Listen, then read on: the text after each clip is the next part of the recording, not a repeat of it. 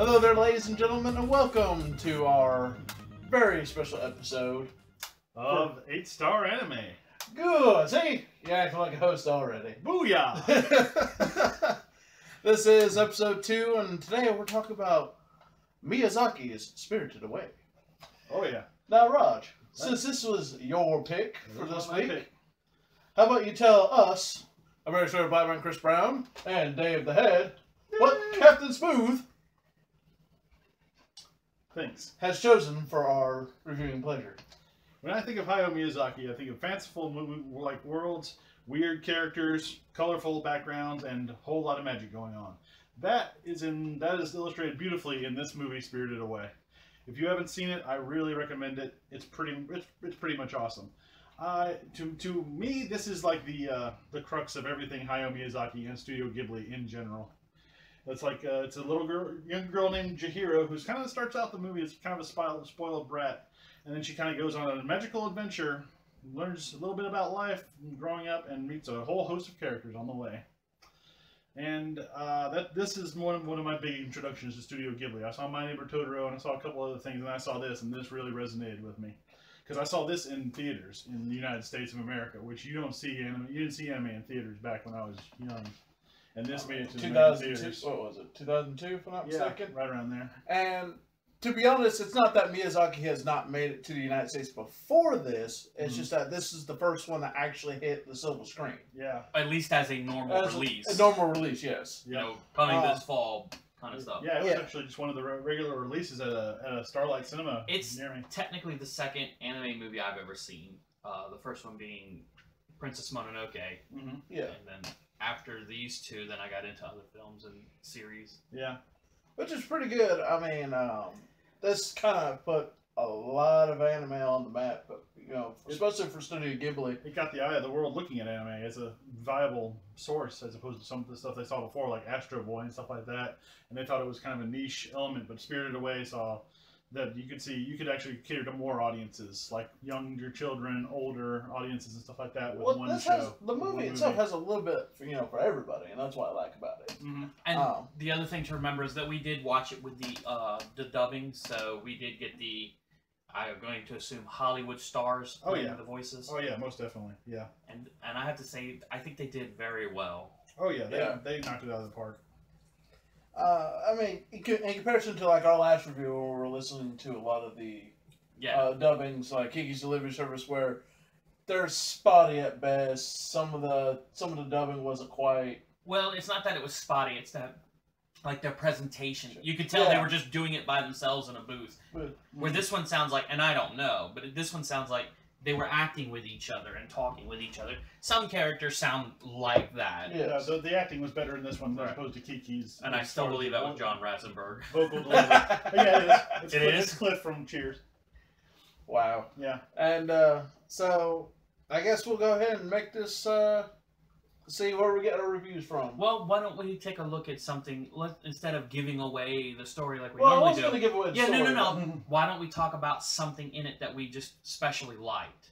I think that'd be a good idea. Like for since I came up with it, I'm gonna go first. Way to go, Dave! Yay, Dave! Dave gets to dance. All right, Dave, go for it. My favorite part is what you consider to be the slow part. Oh yeah. When she gets off the train and she meets the other protagonist of sorts. I don't know, maybe the wise old wizard in the Jundland Waste. I don't know. Yeah. But that whole scene there where it's kind of there is hope. This is the turning point of the story. This is where the family and the friendship comes through. You know, I'm sitting here like, don't cry, fatty, don't cry. How about you, Chris? To be honest, the whole film in general is just worth. You know, it's really worth a watch, yeah. But if I had to truly pick a favorite, probably towards the end of the film-ish, especially when she's about to head off to go, hopefully save the day in those sorts. At this point, the entire bathhouse staff is on her side. On her side at this point. And I like that part. It's like she's kind of won them over too. She's the hero. She's now the hero. They were repulsed by her at the beginning of the movie, but she kind of won them over slowly. I mean, that's just how. I mean, that's what I like about it. It's like, okay, cool. It's not. Oh, finally she's gone. It's oh man, she's gonna be gone, but you know we're happy for her. You know, I like that part. I liked one thing that you mentioned, like some of the little smaller characters in the side, like the rat and the little bird, just like messing around, like something serious is going on. They just kind of get on the screen for a second, mess around, fall down, then wander away. That part always that's beautiful. It's like the visual joke to go along with the audio seriousness. Yes, yeah. It's like you have the serious moment, and so instead of it being the serious moment where we're kind of supposedly almost dragging on a little bit, we're getting something comical and something worth entertaining to watch in the middle of it. If you're a younger viewer and you're just like, oh, here comes more story, dialogue, and movement, then there's something funny to watch in the meantime, which I really enjoyed that. That's why I said this movie's worth pretty much for everything. I mean, so. Okay, so then you want to go to the scoring? Yeah, if you don't mind. Sure. Visuals. Yes. Visually, God, the movie was fantastic all around. Yeah. Because it's it starts off with like a little bit of the watercolor kind of splashy bit at the beginning, but once we're into the actual spirit world, boom! Now it's vibrant. Now it's like it comes alive. Like I said earlier, right? When I noticed this, it's like when they're in the real world, it's kind of washed out color. It's like more just pastels and kind of a drab color. And when they actually make this jump over to the different world, all the color comes out. It's a lot more technicolor. Everything is like brighter and flusher. For me, always the trick for me in animation is that kind of trick where they'll do like 1/3 of the animation is simple and 1/3 is really impactful, and then there's that part in the middle that kind of makes or breaks it. Sometimes the animation's really good, and I understand you have to keep some simple because, well, one, it may be they're far off in the distance, or two, it's just not important at the moment and you got to cut costs somewhere. Yeah. My favorite visual is when the dragon, Haku, is flying and the paper dolls are cutting on him. Yeah. It's just random and swift and it feels frantic. It feels realistic. Yeah, it just feels frantic watching it. So my visual is boom. I do have to admit, it's worthy of a 2. Yeah, this is one of the animes.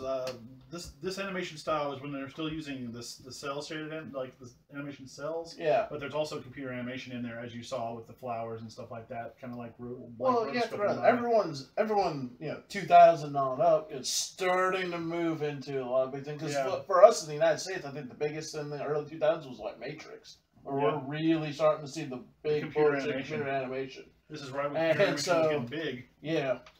But the best part about it is this is a form of where computer animation blends well with the regular animation. Exactly. Yes. You want to see a bad version, take out Dragons of Autumn. I can't remember all of it, but it's the Dragonlance movie.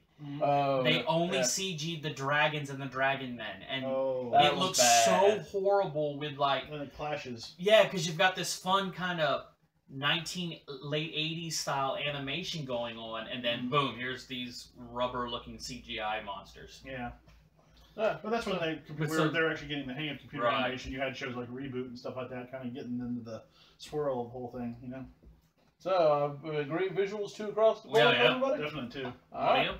And now we go to audio. To be honest, I will not lie. Like, I do hear a lot of the sounds and stuff like that, but a lot of it was more towards like sound effects for me. Yeah. Because all the tiptoeing, a little squeaking, and stuff like that kind of popped a little bit. The Foley was pretty perfect. Yeah, and not saying the background music was bad or anything, but the background music kind of went along with whatever Chihiro was actually doing. When she's trying to sneak around, you hear the music kind of go with it with the suspense. And so it's kind of, now you're kind of like, oh God, what's going to happen? You're hearing the music, what's going to happen? And then finally something does happen, you're like, oh God. The music just flows well with it. Yeah. I mean, that's the way I feel about that. So, how about you? What are you giving it? Me, personally? To be honest, I give it a 2 as well. I think it just complemented the story very well and kept you interested as much as the visuals. I agree with it. The Foley was on point, all the special effects. I like the background music a whole lot, pretty much just because it was just like a whole symphony orchestra. I have some of these songs on my cell phone and I listen to them at work, so I did enjoy them. And then there's a different theme for every major character that's going on in each scene. I really enjoyed it too. See, that's why we skipped over to him, because I thought I was going to be the odd man out, and I'm giving it a 1. While your music ideas come up, I didn't notice them. They weren't strong enough. It was very subtle, and as anyone who knows me, I'm not a subtle person. So if you didn't notice it, then it's doing its job. No, I don't. No, I disagree a little bit on that one. Yeah. I'm saying for me, I'm not saying you're going to feel that way. I'm saying I do. Yeah. Yeah. For me, the music, I get what you're saying. You guys are saying like the music accompanies what you see. For me, music should be a signal. Mm-hmm. I don't want the music to accompany it. I want the music to go foreshadow. Yeah. You hear tell you what's going on. You hear bum bum bum bum bum bum. You know shit's about to get real. That's true. Now you know because you've seen the movies for 20 years. Darth Vader's hitting the floor. Yeah. Yeah. You know what I'm saying? So for me, there always been signals. Or something imperial. Right. Yeah. Like we said earlier, the dubbing is great. Mm-hmm. The sound effects were good. Some of them are really good. Like when she dealing with that muck and stuff. I mean, you could almost feel it in your toes with the way. Oh yeah. Not only did they draw it, but the reacted sounds. To stuff, and you could see like the shakes go up her body. Yeah. She's like, almost everybody at that point. It's like they gave everyone that exact same kind of. And the sound effects of her parents eating. Oh, it was gross. Yeah, it kind of was. That was awesome though. So story wise. Story. You know what? For the story itself, I personally give it a 1, not necessarily a 2. It's not that it's a terrible story, because it's a fantastic story, because we're watching this girl who's weak, klutzy, and everything else turn into this kind of like... A little bit more sure of herself. Yeah. Which is great, because, for example, the idea behind her not wanting to move. Mm-hmm. Yeah, but she's 8. Yeah, but this movie kind of helps with that. Yeah. Because that's the kind of story element that I'm kind of getting at, and that's the part I like about it. Because it's her growing up. It's her finally growing up and realizing. Yeah, because it's finally realizing, the world's not really as scary as I thought it was. I mean, I just went through all this hell.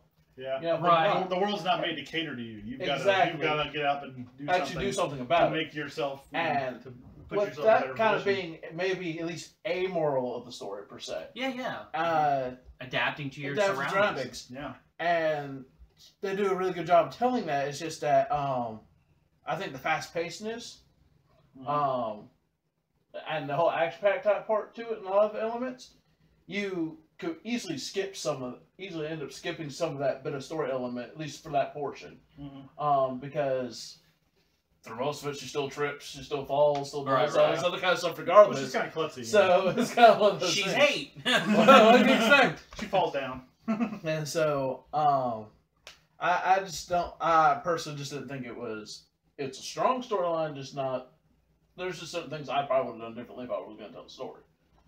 So. I can see that, yeah. The story for me, when I watched it when I was younger, got confusing close to the end. And I kind of lost it in a little bit.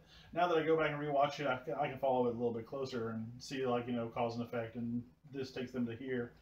But I don't know. I like the storyline, but I feel the story was kind of secondary to all the characters and all the stuff that they wanted to convey. So it's like I have this host of characters and all this stuff that I want to happen. How do I make that happen? We'll put the story in there to weave it all together. That's how I see the story anyway. So kind of the story services the characters, not the characters service the story. Exactly. That's what I thought. I liked it in general because it was a coming-of-age movie. You see a lot of children's movies that adults just have to sit through, and this is not one of those, which I really enjoyed.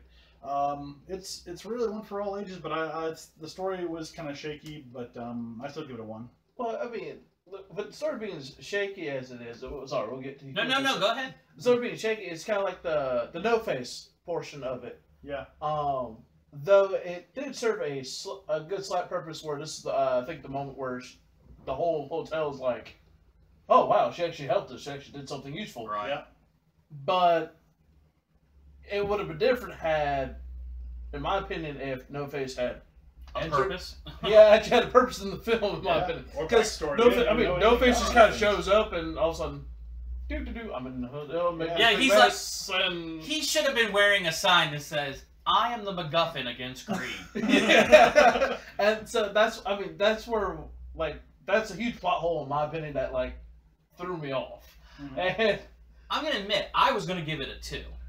I was going to give it a 2, a dented 2, because a lot of the things you guys are saying are making sense. And I felt that way in smaller portions. I don't know. I feel like I should stick to my 2. Well, but you guys are really talking to me. Stick to it. Stick to it. Though. Why were you giving it 2 before we talk?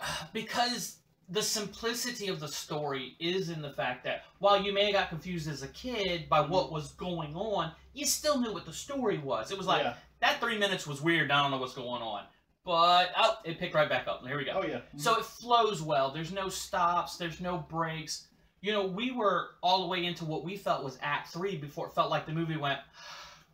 And for a 2-hour movie, that's pretty good. Right. For some 2-hour movies, like stuff like Civil War included, there's some slowdown. And the slowdown isn't just the point where the action stops, because you know, you're going from adventure seeking, exploring, to lost and alone, to fighting your way through the top and finding out who you are, and all this stuff went down in what, 3 days? Yeah, about 3. It felt like 3 days. It might have been more. Didn't she go to sleep twice and leave on the 3rd day? I think so. For most part, yeah. So that's about right. About 3 it was wild. Yeah. So I'm gonna stick with a 2 for my story because I just enjoy it. But I do admit that it is a dented 2. Yeah, I see Chris's concerns too, but then you gotta know this character has no backstory of any of this. This is all totally new for her. You know? Yeah. So this is all her seeing this all for the first time. So and I think she that's didn't know an advantage what to do and what not to do. I think that's the strength of the story is that you don't need to know the characters to enjoy the story to get the story. The audience will identify with this character because this world's new to us. Right. So it's like I don't know what that guy is, if he's good or bad. Or why are all these frog people talking to me? Exactly. So the girl is our eyes in that world for him, pretty much. But yeah.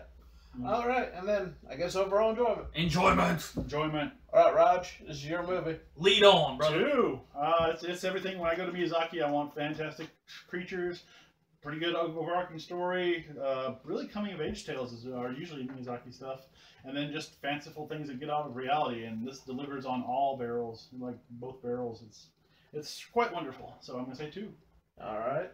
Dave? Me? Yeah. I'm going to go with a 2 as well. Quite frankly, Spirited Away is the measuring stick in which most anime for me is measured against. If I can't have fun with it like I did that, then what's the point? Exactly. The second thing is that as a father, it's a movie I can share with kids of almost all ages because be they little kids, they're going to get enjoyment out of all the weird colors and the funny things, and be they older kids, then they're going to be able to identify with the character and put themselves in it. And be they adults, you know, you just keep laying layers on layers. It's a case study on what not to do with your children. Don't take them into strange places and eat all the food. That's crazy talk. Oh, that'll be fine. What about you, Chris? I will have to give it a 2 because this is probably the one of the best films I've ever watched. And, you know, of every animated film I've seen. That includes most of the Miyazaki films for me. That does include anything else that came out, you know, for anime like Dragon Ball Z, Akira. All those any feature films there. And this is the one that, and to be honest, this is the one that made it, that was strong enough to actually sit in the theaters. It was strong enough to pull anime into the mainstream media. Yeah. I mean, that's actually a huge thing to bring up because anime was kind of on the cleft off to the side before this stuff happened. We had it on our televisions early days. Laserdisc. Yeah, and they were kind of... what? Laserdisc. Oh, you mean the big silver records? That's Holy the crap.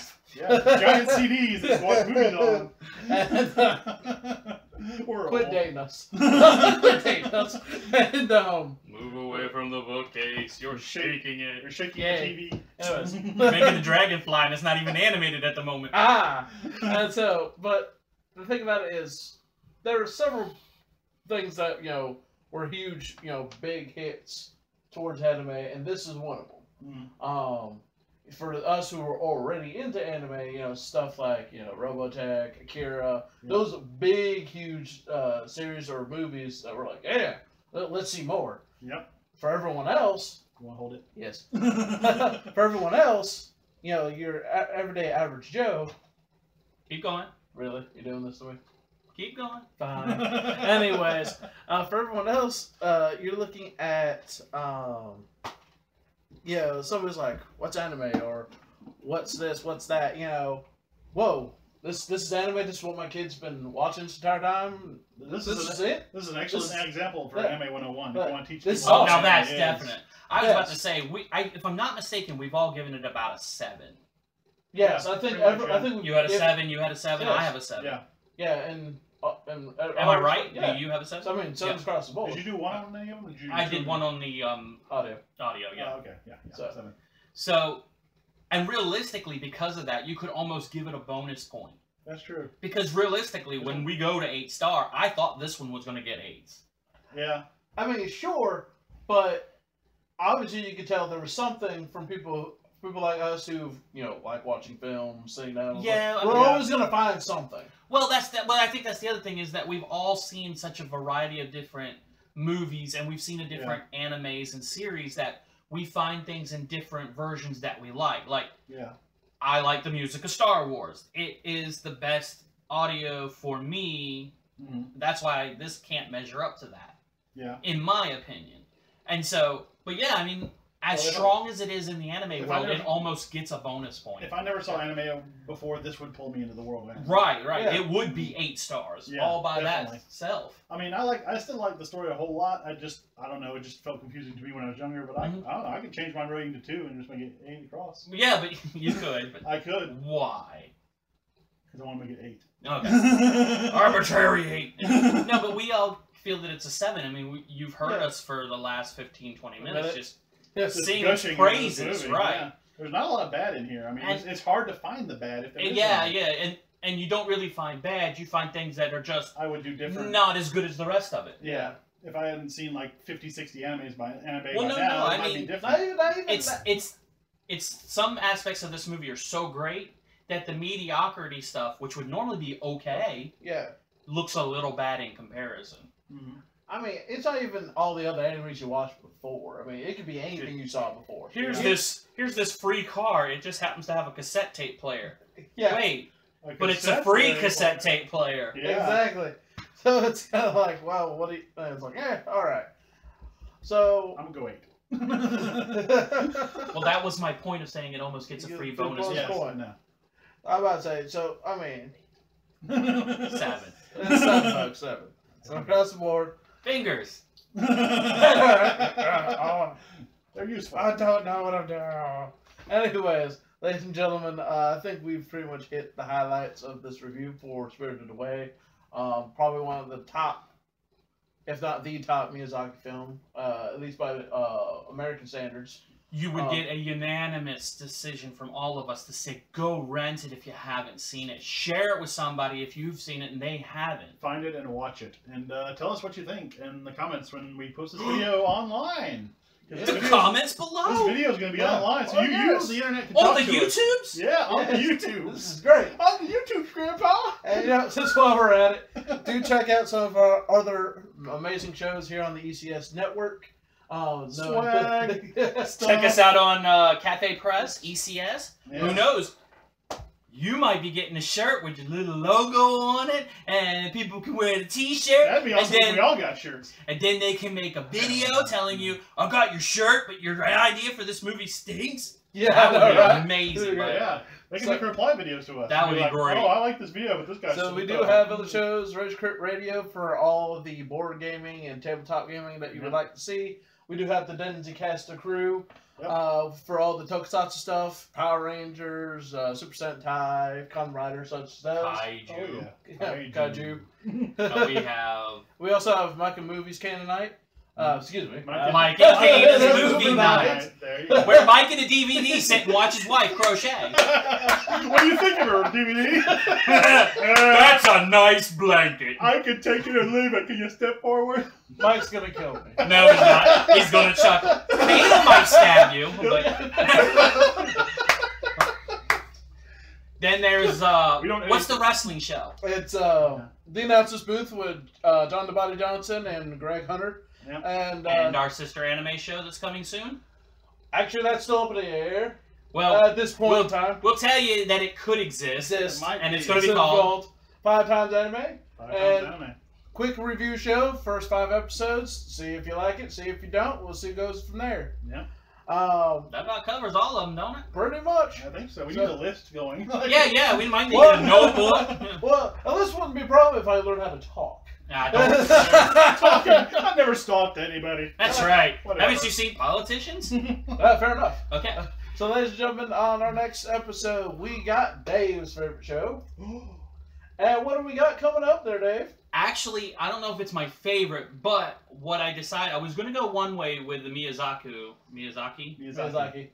Talking. Well, to be fair, it's another language. Miyazaki films. I was going to go one way, but after talking to Mike a little bit, I decided I'm going to go to the movie that got me into anime to begin with, and that is Princess Mononoke. Interesting. Good choice. Another great one. Solid choice. Heavy-handed environmentalism. Yo, silver-haired girl with a sword on a wolf. Good point. Okay. Can't go wrong there. That could be like a painting on the side of a van. Actually, it could. It could be. You could put like the Western Wizard and the dragon and the knight on one side, and then her on the other. Yeah. Yeah, I like that. Just scream, I don't even need a girlfriend. All right, ladies and gentlemen, with that said, I'm Rachel Batman Chris Brown. We got... I am Captain Smooth, Roger. And I'm going to plug the Facebook, because we got a Facebook page too. Oh, that's right. And I'm Dave the Head, so we'll see you there. Bye. Like, share, and subscribe.